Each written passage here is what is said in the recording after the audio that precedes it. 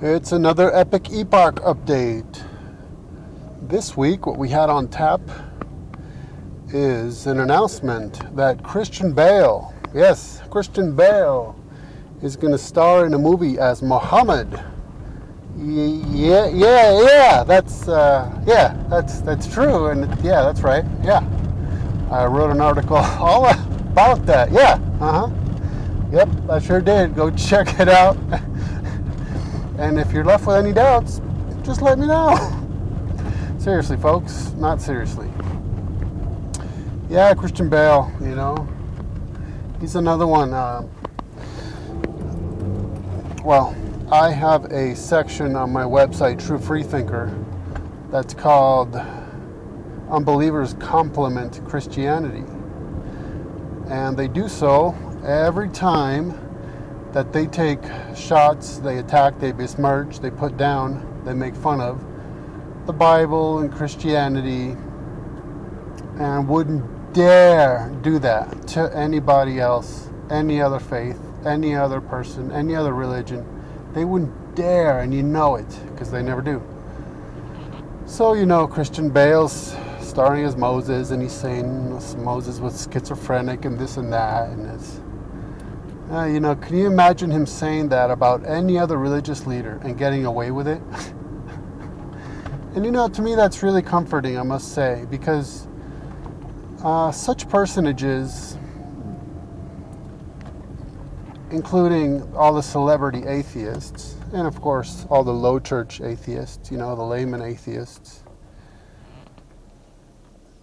they 99% are on the attack against Christianity, and 1% anything else. So that kind of shows you that somewhere within them, they know the truth, and they're desperately fighting against it.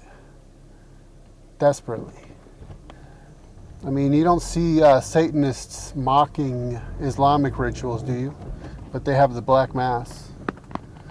You don't see atheists going to Muslim countries, giving lectures and interviews and writing books specifically targeted against Allah, the Quran, and Muhammad, do you? No. So here you go, another Hollywood movie, twisting and turning the Bible every which way. And when was the last time you saw a similar movie about Islam or anybody else? Let's see, by my calculations, just about never. So there you go, check out that article. Another one is a continuation of the series on Aleister Crowley's Scarlet Harem. And I think I got about 2 more in this series, and I'll be done covering all the women with whom he was involved in sex magic rituals, providing as much information as I could about each woman. Some of them I could find virtually nothing at all whatsoever except for a name. Some of them I got some interesting and disturbing details on. And it's a gigantic list. I think that when I finished writing out my list, it covered about 13 pages. The list, of course, 13 pages wasn't just a list of names, but all the details. So. And you know, L. Ron Hubbard had an interest in Crowley's magical system. And he was involved with Jack Parsons, and performing their rituals together. And basically Hubbard went on to be the founder of Scientology through Dianetics, which is basically nothing more really than a psychological branch of an ancient aliens religion. That's really what it is. Or more accurately, according to his own son, Hubbard's own son, it's a satanic ritual just drawn out over an extended period of time. That's straight up how he put it. Then I published another in the series about abortion's arguments, considering the arguments that people use in order to support abortion. And in this case, it's the claim that pro-choice is really pro-life. Because, you know, people don't really want to label themselves as pro-abortion or pro-death. So they put the label upon themselves that is pro-life, and then, pro-choice, and claim that, well, that's really pro-life because I'm in favor of choice and you can choose life. Yeah, but if you choose death, if you choose abortion, then you're in favor of that too, aren't you? And now I should probably admit something at this point, and I believe I admit it in this article. I personally am pro-choice. Yes, that is correct. Because I believe that every woman has the right to choose whether or not to get pregnant. All right? Now, once you're pregnant, that's a whole different matter altogether. So I'm pro-choice when it comes to pregnancy. I'm not pro-choice when it comes to abortion.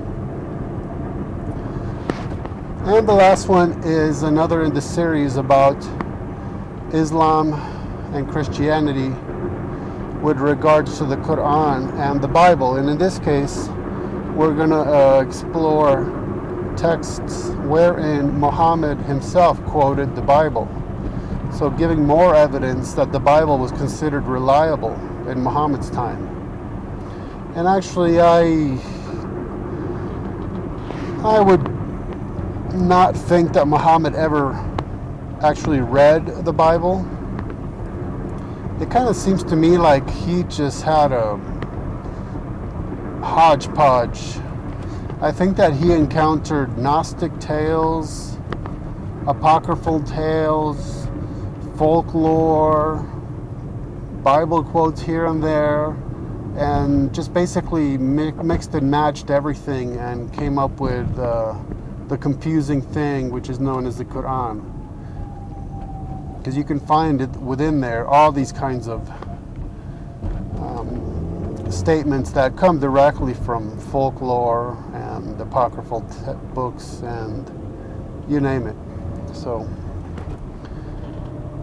that giving more evidence that even though Muslims today want to tell you that the Bible has been corrupted without evidence, at the time of Muhammad they knew that it was accurate and reliable and inspired by Allah. And how could Allah's inspiration be corrupted? So there's the EPOCH update. Check out these articles. I'll put a link in the info section, and while you're at it, you might want to check out the articles I've been writing in my fitness page, which mostly consist of product reviews. As of late, boy oh boy, I've gotten a ton of beef jerky reviews, so check those out, because jerky pretty much is the perfect fitness real food snack, you know, being high protein, low fat, and low carb. So check it out.